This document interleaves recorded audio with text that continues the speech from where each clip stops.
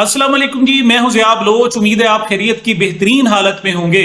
سامعین، حکومت پہلے بار میں بلکہ حلے میں تو جو ترامیم کرانا چاہتی تھی وہ پارلیمنٹ سے نہیں کرا سکی۔ 72 گھنٹے کی سرتوڑ کوشش ہوئی، لیکن اس وقت سب سے بڑا سوال یہ ہے کہ یہ جو آئینی ترامیم کا مسودہ تھا، ڈرافٹ تھا، یہ کس نے تیار کیا؟ یہ بات طے ہو چکی ہے کہ کم از کم حکومت نے نہیں تیار کیا، ورنہ طریقہ کار یہ ہوتا ہے کہ جو وفاقی وزارت قانون ہوتی ہے اعظم نذیر تارڑ کی زیر سربراہی، وہ اس قسم کے جناب ترامیم کا ڈرافٹ تیار کرتی ہے، پھر اپوزیشن سے اس پر ڈسکشن ہوتی ہے، کوئی چیزیں ایڈ کی جاتی ہیں، کوئی چیز مائنس کی جاتی ہیں، اور پھر قانون جو ہے منظور کر لیا جاتا ہے بحث، طویل بحث و مباحثہ کے بعد۔ لیکن یہ کم از کم یہ جو مسودہ تھا، ڈرافٹ تھا، اعظم نذیر تارڑ کی جو وزارت قانون ہے اس نے تیار نہیں کیا، تو پھر کس نے تیار کیا؟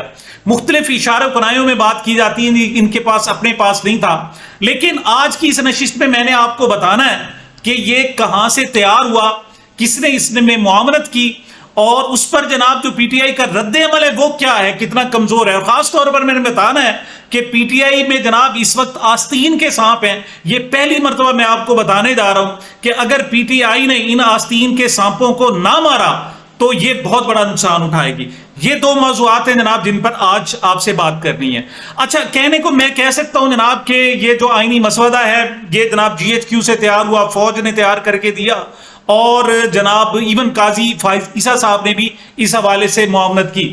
اس حوالے سے شہزاد اکبر صاحب جناب بھی یہی بات کر رہے ہیں۔ شہزاد اکبر سابق جناب مشیر ہیں احتساب کے حوالے سے، سابق وزیر اعظم عمران خان صاحب کے، اس وقت پاکستان میں نہیں ہے، باہر ہیں، باہر بیٹھ کے بات کرنا آسان ہے، لیکن یہاں جو پاکستان میں لوگ بیٹھے ہوئے ہیں وہ بھی اس بات کا اصرار کر رہے ہیں اور دعویٰ کر رہے ہیں کہ یہ فوج نے تیار کر کے مسودہ دیا۔ اچھا چلیں، یہ تو الزام ہوا الزام کی حد تک۔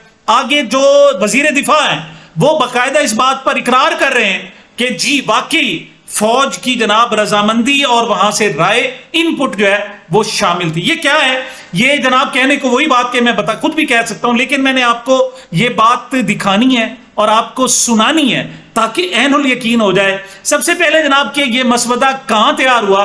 یہ وسیم ملک صاحب ہیں، سپریم کورٹ کی رپورٹنگ کرتے ہیں، اور ساتھ مریم نواز خان ہیں۔ یہ مریم نواز شریف نہیں ہے، مریم نواز خان ہے، خاتون رپورٹر ہیں، نوجوان جناب یہ رپورٹر ہیں، اور یہ اچھی رپورٹنگ کر رہے ہیں۔ وسیم کا تعلق جناب ملتان سے ہے، اور آج کل یہ جناب اپنے چینل پہ گفتگو بھی کر رہے ہیں۔ تو ان کا خیال یہ ہے کہ یہ جو مسودہ ہے جی ایچ کیو کی جیک برانچ ہوتی ہے وہاں تیار کیا گیا۔ کیا کہہ رہے ہیں ذرا سنیں۔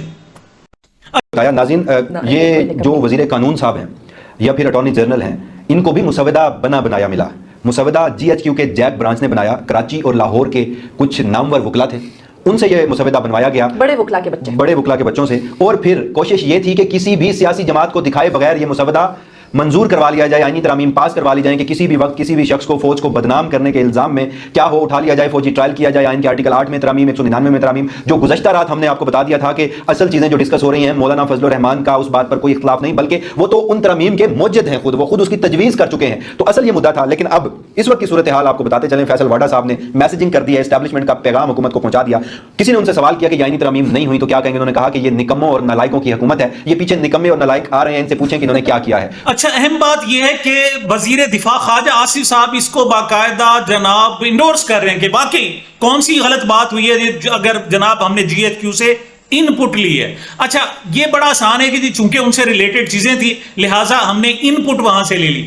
اچھا، یہ جو انٹرویو کر رہے ہیں یہ جناب منصور علی خان صاحب ہیں، اور میں کہتا ہوں بہت ہی اچھا سوال کیا انہوں نے۔ اگلا سوال یہ کر دیا کہ ٹھیک ہے فوج کے حوالے سے تو آپ نے ان پٹ جناب فوج سے لی، تو اس میں عدلیہ کے حوالے سے بھی تو بہت ساری چیزیں تھی، تو اس کا مطلب ہے آپ نے عدالتی حوالے سے پھر چیف جسٹس قاضی فائز عیسیٰ صاحب سے یہ ساری صورتحال جناب ڈسکس کی، یا وہاں سے آپ نے انپٹ لیا؟ تو پہلے تو جناب جو خواجہ صاحب ہیں تھوڑا سا آئیں بائیں شائیں کرتے رہے، پھر انہوں نے اپنے منہ کو جسے کہتے ہیں نا مل لی، انہوں نے کہا ہاں جی ہم نے ان سے بھی انپٹ لینے میں کیا حرج ہے۔ یہ کیا گفتگو ہے ذرا سنیں۔ یہ امیج کیوں آ رہا ہے، یہ بار بار یہ بات کیوں آ رہی ہے کہ جیسے یہ مسودہ جو ہے وہ کہیں اور سے آیا، مطلب وزیر قانون یہ کہتے ہیں کہ مسودہ مجھے مل گیا ہے، جس کے اوپر اسد قیصر صاحب نے، آج آپ بھی موجود تھے قومی اسمبلی میں جب انہوں نے کہا کہ کہاں سے آ رہا ہے مسودہ، یہ مسودہ کیا آپ لوگوں کے پاس نہیں تھا؟ نہیں، مسودہ جو ہے بالکل دیکھیں اس میں کوئی ایسی بات نہیں ہے لیکن کم از کم جو سلسلہ ہے دہشت گردی کے ریلیٹڈ یا فورس کا سلسلہ ہے اور کوئی اس قسم کے مسئلے اس میں سے دوسرے اداروں کا خصوصاً پاکستان آرمی کا جو انپٹ ہے یا آرم فورسز کا جو انپٹ ہے وہ لیا جاتا ہے اور بڑی لیجٹیمیٹ بات ہے. ہم ان کے متعلق قانون سازی کریں اور ان کو بتائیں بھی نہ اور قانون سازی کریں, ان سے انپٹ لینا جو ہے بڑا ضروری ہے. ہم تو چاہیں گے کہ انپٹ جو ہے ایک اس کا پروسیس جو ہے انپٹ کا وہ انسٹیٹیوشنلائز ہو جائے. آپ نے فرمایا کہ فوج سے متعلق جو ہے وہ ان سے بھی رائے لی گئی ہے. اب وہ جو آپ نے رائے لی ہے وہ اس پورے پیکج کے اوپر لی ہے یا جو آئینی شکل ان سے ریلیٹڈ ہیں؟ نہ, جو ان سے ریلیٹڈ چیزیں ہیں جو وہ دہشت گردی کی جنگ میں سمجھتے ہیں کہ لازمی چیزیں ہیں, جو بھی ان کو انیبلنگ جو کلازز ہیں ان سے ریلیٹڈ جو ہے, تو پھر ادروائز باقی جو ہے جوڈیشل کے متعلق جو ہے ان کا تو کوئی تعلق نہیں بنتا. تو اسی فارمولے کے تحت خواجہ صاحب جو جوڈیشری سے متعلق ہیں وہ کیا موجودہ چیف جسٹس سے وہ ڈسکس ہوئی ہیں وہ تمام شکیں؟ یہ دیکھیں, یہ جو جوڈیشری کے متعلق ہے یہ تو بڑی دیر سے چل رہا تھا. کانسٹیٹیوشن جو کورٹ ہے وہ چارٹر آف ڈیموکریسی کا حصہ ہے, ٹھیک, اور وہ اس میں سجیسٹ کیا گیا ہے. دوسرا جوڈیشل کمیشن آلریڈی اسی چارٹر آف ڈیموکریسی کے تحت بنا ہوا ہے. تو میں سمجھتا ہوں کہ اگر کسی سٹیج کے اوپر کوئی ایسے انپٹ کی ضرورت ہوئی ہوگی ماضی میں تو ان کی طرف سے بھی انپٹ لیا گیا ہوگا. جی جناب, تو یہ طے ہو گیا کہ فوج نے اور قاضی فائز عیسیٰ صاحب نے یعنی چیف جسٹس نے ان کی مشاورت سے یہ مسودہ تیار ہوا اور کچھ لوگوں کے بقول انہوں نے ہی تیار کر کے دیا. اس حوالے سے جناب وہی جو بیرسٹر شہزاد اکبر صاحب ہیں ان کا کہنا یہ ہے کہ میں نے قاضی صاحب کے ساتھ بڑا کام کیا ہے, میں نے فاروق ایچ نائک کے ساتھ بڑا کام کیا ہے, میں ان کی ڈرافٹنگ کو جانتا ہوں. یہ جو ڈرافٹ تیار کیے گئے یہ فاروق نائک صاحب کی طرف سے تیار کیے گئے, یعنی انپٹ جو دی فاروق نائک یعنی پیپلز پارٹی. آپ کو اس سے یہ بات بھی سمجھ آئے گی کہ پیپلز پارٹی اس پر ریئیکٹ کیوں نہیں کر رہی تھی. مطلب جو یار لوگ ہیں فوج نے تیاری ان سے کرا لی, فاروق نائک سے تیار کرا لیا, تو پھر اس پر یہ اوور ریئیکٹ نہیں کر سکتے تھے, ورنہ تو کہتے فلاں چیز ٹھیک نہیں, فلاں چیز ٹھیک نہیں ہے. جب ان کا اپنا بندہ تیار کر رہا تھا تو اس وجہ سے جناب خاموش رہے. لیکن حامد میر صاحب نے جناب اس حوالے سے بڑا انکشاف کیا ہے. وہ کہتے ہیں کہ ایسا نہیں ہے کہ صرف ایک مسودہ تیار کیا ہو, 3 مسودے تیار کرائے گئے. ایک دکھانے کو کچھ اور تھا, دوسرے دکھانے کو کچھ اور تھا, اور تیسرا دکھانے کو کچھ اور تھا. یہ جناب بانڈا پھوٹنا تھا بعد میں, جب سب سے انہوں نے سائن کرا لینے تھے اور ترامیم پاس ہو جانی تھی, صدر صاحب نے منظوری دے دینی تھی, تو پھر انہوں نے کہا کہ جو پاس ہوئے یہ مسودہ وہ نہیں ہے, یہ تو اصل میں دوسرا ہے. اور اس میں انتہائی ہوش ربا قسم کی, مطلب اس کی جب تفصیلات سامنے آئے تو آپ رہیں کہ ماشاءاللہ سے بھی بات آگے نکل گئی. اور جو کہتے ہیں نا ڈکٹیٹرشپ, اس سے بھی یعنی بنیادی انسانی حقوق کی جناب اس حوالے سے مسخ کر دیے گئے. اچھا, اور سختی اتنی تھی اس حوالے سے, محیط پیرزادہ صاحب کہتے ہیں کہ اتوار والے دن صبح بلایا سب ارکان اسمبلی کو اور ان پر پہرا لگا دیا گیا. مطلب انہیں کہا گیا کہ آپ باؤنڈ ہیں اسمبلی کے اندر, اس سے باہر نہیں جا سکتے. اور وہ تو یہاں تک کہہ رہے ہیں کہ جناب جو سوسو کرنے کے لیے ان کو جانا پڑا تو وہ بھی انہوں نے کہا جی ساتھ انہوں نے بندہ بھیجا اور انہوں نے ایک ایک کر کے جائے گا, ساتھ کوئی اور نہیں جائے گا. خاص طور پر جناب ایم کیو ایم پر انہوں نے کڑی نظر رکھی. بات یہ ہے کہ جب آپ کو پیسے پورے دیے جا رہے ہیں تو پھر کام بھی پورا لیا جاتا ہے. جب آپ کو انہوں نے سیٹیں جناب عطیہ کی ہیں تو پھر کام بھی انہوں نے کھینچ کر لینا ہے. پھر ایسا نہیں ہے جب آپ کو پوری پیمنٹ کی گئی ہو تو پھر آپ کی جناب بیڈ پر کارکردگی جس طرح چاہے جاتا ہے ویسے لی جاتی ہے. تو یہی صورتحال جناب ایم کیو ایم کے ساتھ تھی, ان کو جناب بالکل کھینچ کے رکھا گیا. اچھا, نصرت جاوید صاحب بڑا زبردست بات کرتے ہیں. وہ کہتے ہیں جناب کہ نواز شریف صاحب نے فون کیا مولانا فضل الرحمان صاحب کو اور انہوں نے کہا جی میں آپ سے ملنا چاہتا ہوں, میں آپ کے پاس آنا چاہتا ہوں. اور مولانا فضل الرحمان صاحب نے کہا خدا کے لیے آپ نہ آئیے گا, آپ میرے پاس آئے تو شرمندہ ہوں گے. یہ ایک بہت بڑی بات ہے. اس حوالے سے یہ بھی کہا جا رہا ہے کہ کچھ لوگ تو یہ دعویٰ کر رہے ہیں جناب کہ میاں نواز شریف صاحب مولانا فضل الرحمان صاحب کے گھر پہنچے, لیکن آگے جو گفتگو اور ملاقات ہو رہی تھی وہ پی ٹی آئی کے لوگوں سے ہو رہی تھی. ان کو بتایا گیا کہ باہر نواز شریف صاحب آئے ہیں, تو مولانا فضل الرحمان صاحب نے اپنی گفتگو طویل کر دی پی ٹی آئی کے لوگوں سے, اور کافی انتظار کے بعد جناب وہ پہنچے. جو دوسرے جناب عبدالغفور حیدری صاحب, انہوں نے جا کر مولانا صاحب کا پیغام پہنچایا میاں نواز شریف صاحب کو کہ میاں صاحب آپ سے ریکویسٹ کی تھی کہ نہ آئیں, دیکھیں یہ حالت ہے. ان کو جناب مسودہ دکھایا گیا کہ دیکھیں یہ فلاں فلاں فلاں فلاں چیزیں آپ سے منوانا چاہتے ہیں، اور فی الحال تو چلو عمران خان پھنسا ہوا ہے، جب آپ کی باری آئے گی تو کیا بنے گا. تو یہ جناب سن کر واپس گئے، لیکن یہ طے ہے کہ جناب میاں نواز شریف سے مولانا فضل الرحمان صاحب نے ملنے سے انکار کر دیا تھا. اچھا، مولانا فضل الرحمان صاحب کے حوالے سے میں ایک اور بھی بات کہہ دوں. اس وقت جناب جب میری آپ سے بات ہو رہی ہے تو پی ٹی آئی کا وفد بھی جناب گیا ہوا ہے، وہ بھی ملاقات، اور عارف علوی، ڈاکٹر عارف علوی جناب خود ملنے کے لیے گئے ہوئے ہیں، اور سلمان راجہ صاحب جو سینئر ایڈوکیٹ اور نامزد جنرل سیکرٹری ہیں وہ بھی ان کے ساتھ ہے، اور خاصا بڑا اہم وفد ہے وہ مولانا صاحب کے پاس گیا ہوا ہے.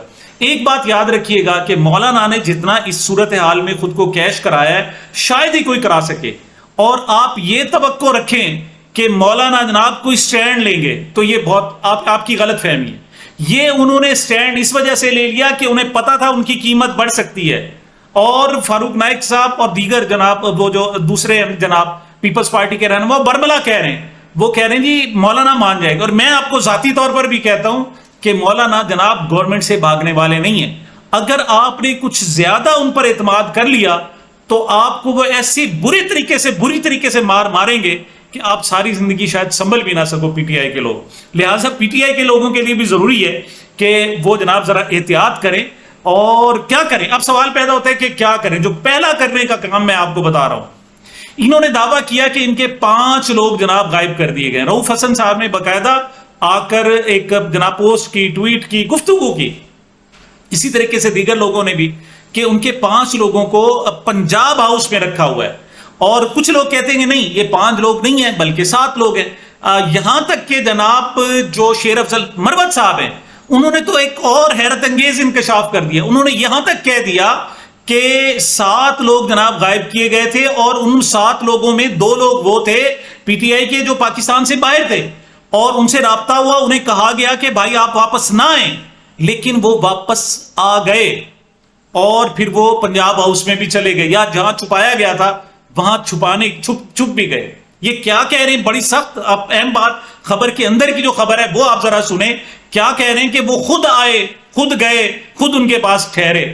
سنیں ذرا شیر افضل مروت کی زبانی. اس پہ میں بات کرنا بھول گیا. دیکھیے یہ کس طرح کی کانسٹیٹیوشن امینڈمنٹ ہے. 7 ہمارے ایم این اے اغوا کیے ہوئے ہیں، پنجاب ہاؤس میں رکھے ہیں، اور ہمارے 2 ایم این اے ایسے ہیں جو بیرون ملک تھے، اور ہم نے ان کو کہا کہ مت آؤ، اور یہ پھر بھی آئے. جلدی اس پہ پارٹی فیصلہ ہوگا، اور ان کے نام ہم قوم کے ساتھ شیئر کریں گے. ان کے حلقے کے لوگوں کو بتائیں گے کہ ان کے مکروہ چہرے دیکھ لو، اور شاید ان میں سے چند ایسے تھے جو پہلے سے ان کی کمٹمنٹس تھی تو بیرون ملک سے بھی آ گئے. اور ہم نے یعنی عمر ایوب خان نے 7 دن پہلے سب کو کہا ہوا تھا ان تمام کو کہ انڈر گراؤنڈ چلے جاؤ، لیکن میرا خیال ہے کہ والہانہ پن تھا، لگاؤ تھا ان کا کہ وہ آئے، ہمارے ساتھ رابطہ نہیں کر رہے ہیں، لیکن ان کے گود میں بیٹھے ہوئے ہیں. اور یہ آئینی ترمیم 3 چیزوں پہ اگر یہ اس انداز میں لاتے تو وائڈ ایشو ہوتی. نمبر 1 کہ آپ حزب اختلاف کے ممبران اسمبلی کو اغوا کر کے ان سے اپنے مرضی کا ووٹ دلوا رہے ہیں، نمبر 1. نمبر 2 ریزرو سیٹیں جو ہماری ڈیسائیڈ ہوئی ہیں سپریم کورٹ میں، ان میں ہماری خواتین اور مینارٹیز کی نمائندگی نہیں ہے. تقریباً 23-24 سیٹیں ہیں، اور پھر کے پی سے 11 سینیٹر ابھی تک الیکٹ نہیں ہوئے ہیں. تو لہذا ایوان پارلیمان ابھی تک انکمپلیٹ ہے. جب تک ان تمام طبقات کو نمائندگی نہ ہو اور یہ اپنی نمائندگی کے مطابق حق رائے دہی استعمال نہ کریں، کس قسم کی ترمیم جو ہیں وہ آپ کہہ سکتے ہیں کہ یہ لائی گئی.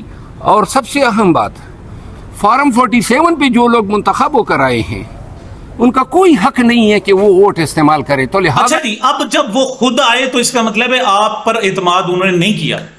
اور اب 3 لوگ اور نکل آئے ہیں جناب، میں آپ کو ان کے نام بتا دیتا ہوں. اسلم گھمن صاحب جن کو جناب غائب تھے، لاپتہ تھے، اب جو ہی یہ ترامیم نہیں ہو سکی تو وہ سامنے آ گئے، اور آتے ہی وہ کہہ رہے ہیں جناب نہیں جی میں تو پی ٹی آئی کے ساتھ ہوں. اور دوسرا بندہ میں آپ کو بتاتا ہوں، دوسرا جناب ہے جناب اورنگزیب کھچی صاحب بیاڑی سے، وہ بھی ایسے ہی ہے. اسی طریقے سے جناب جناب سعد اللہ بلوچ جن کے بارے میں کہا گیا کہ ان کی جناب اہلیہ کو اور ان کی جناب بیٹی کو اور خالہ کو اٹھا کر لے گئے تھے، اس کے بعد پھر وہ خود گئے، وہ انہوں نے ان کی اہل خانہ کو چھوڑ دیا، ان کو جناب اپنے پاس رکھ لیا، وہ بھی واپس آ گئے. بات یہ ہے کہ یہ مولانا فضل الرحمان صاحب نے یہ بار ناکام بنایا یا اللہ کی طرف جیسے بھی ہوا، لیکن آپ کو اس سے فائدہ اٹھانا چاہیے. یہ لوگ جو غائب کیے گئے تھے اگر واقعی آپ کے ہیں تو ان کے سے پٹیشن دائر ہونی چاہیے کہ جی ہمیں واقعی غائب کیا گیا تھا. لیکن اگر یہ پٹیشن دائر نہیں کرتے، یہ عدالتوں میں نہیں جاتے کہ جناب ہمیں اس طریقے سے چھپایا گیا تھا، ہمیں اٹھایا گیا تھا، ہماری فیملی کو اٹھایا گیا تھا، تو یہ اگلی مرتبہ بھی خود اٹھائے جانے کے لیے تیار ہو جائیں گے. مطلب یہ ہے کہ یہ آپ سے لائل نہیں ہے، یہ عمران خان سے، پی ٹی آئی سے، پاکستان سے، اپنی جماعت سے لائل نہیں ہے، یہ بکاؤ ہیں اگر یہ احتجاج نہیں کرتے. ورنہ تو بہت اچھا موقع تھا، اس کو کیا کریں آپ. یہ کیا جی زبردستی ووٹ ڈلوائے گئے. اب یہ آپ کی جیب میں کھوٹے سکے ہیں، ان کو یا تو رگڑ کے صاف کرو، کرا بناؤ، یا پھر اٹھا کر پھینک دو. ورنہ انہوں نے آپ کو تھا مار ڈالنی ہے. پھر آپ نے الزام دینا جناب عمران خان کو.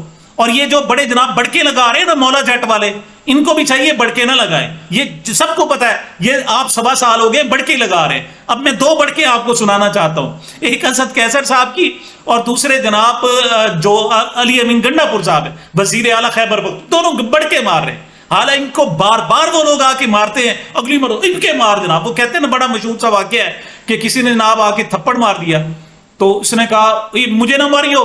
اس نے کہا، اس نے بھی ایک اور مار دی. اس نے کہا اب کے مار. اس نے ایک اور مار دیا. اس نے کہا اچھا میرے محلے میں آ کے ماریو. پھر اس نے اس کے محلے میں جا کے اس کو مارا. بات یہ ہے کہ تم مار کھا رہے ہو، بڑھ کے تم بہت مارتے ہو. یہ اسد کیسر صاحب کیا کہہ رہے ہیں ذرا سنیں. اسمبلی ہوگی اور عوام میں اسمبلی ہوگی. اب مزاحمت کریں گے اگر کوئی اس قسم کی قانون سازی لاتے ہیں. اگر کوئی سمجھتا ہے کہ ہم اس چیزوں سے، اس 210 سے ڈریں گے تو اس کی غلط فہمی ہے. ہم لڑیں گے پھر راستوں میں، ہم چوراہوں پہ، ہم پارلیمنٹ پہ، ہم عدالت میں، ہم ہر جگہ لڑائی کریں گے. یاد رکھے واللہ واللہ واللہ اللہ حاضر ناظر کسی طور پر آپ کی 200 دمکی میں نہیں آئیں گے.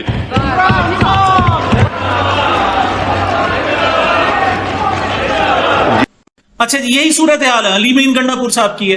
بھائی کوئی ریئلٹی کی بات کرو، کوئی حقائق کی بات کرو، جو آپ کے بس میں ہے اس کی بات کرو. عمران خان صاحب نے کبھی نہیں کہا تھا، وہ ہمیشہ کہتا تھا کہ ہم لڑیں گے، دیکھیں گے کیا ہوتا ہے، ہم جیتیں گے. جیت کا عزم ہونا چاہیے. لیکن نہیں جی، ان کو جرت کیسے ہوئی جناب کہ یہ ڈرافٹ کر سکیں؟ یہ تو جرت بھی نہیں کر سکیں گے. بھائی ہفتے بعد پھر ڈرافٹ ہوگا، پھر کیا کرو گے؟ ابھی سے اسٹریٹجی بناؤ، اپنے بندوں کو سکیور کرو. دیکھو عدالتوں میں جا سکتے جاؤ. وہ جو 2 بندے آپ کے جن کو نون لیگ اور کاف لیگ کے کھاتے میں ڈالا ہوا ہے، ان کو جناب اپنی طرف لاؤ. کوئی قانونی جنگ لڑو، کچھ اور کرو، اور لاہور کے جلسے پر فوکس. لیکن تم کہتے ہو جی یہ جرت نہیں کر سکیں گے. یہ مولا جٹ کی بڑکے ہیں اور کچھ نہیں. کیا کہہ رہے ہیں جناب علی امین گنڈا پور صاحب، ذرا سنیں. یہ جمہوریت پہ ایک حملہ ہے اور یہ حملہ ہم کبھی کامیاب نہیں ہونے دیں گے. اور یہ جو اپنے آپ کو جمہوری پارٹیاں کہتی ہیں، ان کو شرم آنی چاہیے. یہ اس طرح کے بل کو لانا تو دور کی بات ہے. انہوں نے سوچا کیسے ہے کہ پاکستانی قوم یا پاکستان میں جب تک ہم ہیں اور جمہوریت ہے، اس طرح کا بل اور اس طرح کی شرائط لا کے اس میں کامیاب ہوں گے. ہم کبھی کامیاب ان کو نہیں ہونے دیں گے. عدلیہ کے ساتھ ہم کھڑے ہیں. انشاءاللہ پہلے ہم اس کو پارلیمنٹ میں ان کو شکست دیں گے، اس کے بعد انشاءاللہ عدلیہ کے ذریعے بھی اور اپنے جائز حق کے لیے ہر طرح کا حق استعمال کرتے ہوئے ہم انشاءاللہ ایسا یہ اس طرح کا بل پاس ہونا دور کی بات ہے، کسی کی ضرورت بھی نہیں ہوگی پیش کر سکے. اچھا جی، خواجہ آصف صاحب نے تو یہاں تک کہہ دیا کہ پی ٹی آئی نے ہم سے رابطہ کیا تھا اور انہوں نے کہا جی ہم آپ کا ساتھ دینے کے لیے تیار ہیں، آپ اسے دسمبر تک پوسٹ پون کر دیں. یہ میرے خیال میں بات سمجھیں، جس نے بھی رابطہ کیا میرے خیال میں درست کیا ہے. کیوں؟ کچھ چیزیں ایسی ہیں جو امینڈمنٹ ہونی چاہیے، باقی ہونی، جیسے آئینی عدالت ہے، کچھ اور ہے، لیکن آئینی عدالت ہونی چاہیے. یہ جناب اس کو جو قاضی فیض صاحب کو، جس کو بلوچستان بار کہہ رہے ہیں بدترین چیف جسٹس، میں نہیں کہہ رہا، اس کو تو کم از کم اس کا چیف نہیں لگنا چاہیے نا. بات تو یہ کنسنسس سے اگر کوئی چیف لگتا ہے اور آئینی عدالت بنتی ہے تو اچھی بات ہے اس پر. لیکن یہ جو فوری طور پر جناب ان کی ریٹائرمنٹ کے ساتھ یہ کر دو تو یہ جناب بات درست نہیں ہے. تو اس حوالے سے ویسے قرینے قیاس بھی ہے کہ جناب اکتوبر نومبر پت جھڑ کا موسم ہے جناب، اور اس میں جناب ان کے حالات بہتر ہو جائیں گے. لگتا بھی ایسے خان صاحب باہر آ جائیں گے اور اس وقت تک یہ کیس سروائیو نہیں کر سکیں گے.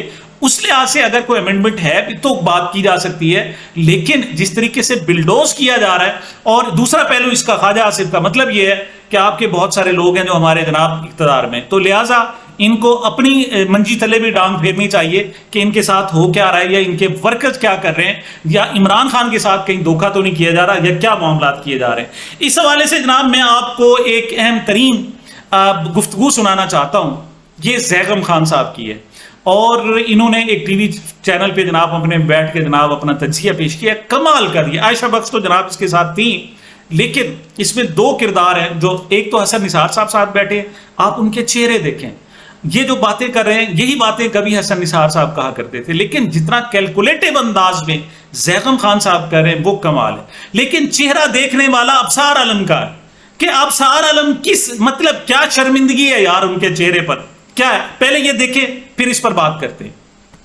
بنیادی سٹرکچر میں تبدیلیاں, آپ رولز آف دا گیم میں تبدیلی کرنے لگے ہیں. آپ پورے کا پورا جو ریاستی سٹرکچر ہے, آگے ہم چل کے اس پہ بات کریں گے, اس کو بدلنے لگے ہیں صرف اپنی سیاسی بقا کے لیے, صرف چند سال اور گین کرنے کے لیے, صرف حکومت میں رہنے کے لیے, صرف اس لیے کہ آپ سیاست کھیل نہیں سکتے, اپنے مخالف کو سیاست میں گرا نہیں سکتے, اس لیے کہ آپ 19ویں صدی سے نکل نہیں سکتے, نیپوٹزم کو چھوڑ نہیں سکتے. پارلیمنٹ میں آپ نے پھوپھیاں تائیاں لانی ہیں, آپ نے اپنے خوشامدی اور رشتہ داروں کو تمام طاقت دینی ہے, خود کو نہیں بدلنا. جب خود کو نہیں بدلنا تو پھر سیاسی طور پر آپ نئی نسل کو قابل قبول نہیں ہو سکتے, اور جب قابل قبول نہیں ہے تو پھر پورے کھیل کو ہی بدل دو, پوری ریاست کے سٹرکچر کو ہی بدل دو. ان کو کیا حق ہے اتنی بڑی بنیادی تبدیلیاں کرنے کا؟ آپ نے کہا رات کو, دیکھیے سر سید احمد خان لکھتے ہیں کہ جب ہم بچے تھے تو ہمیں بزرگوں نے کہا کہ بچوں جو چاہو کھیلو, چھپ کر کچھ نہیں کرنا, اس لیے کہ جو چھپ کر کیا جاتا ہے وہ غلط ہوتا ہے.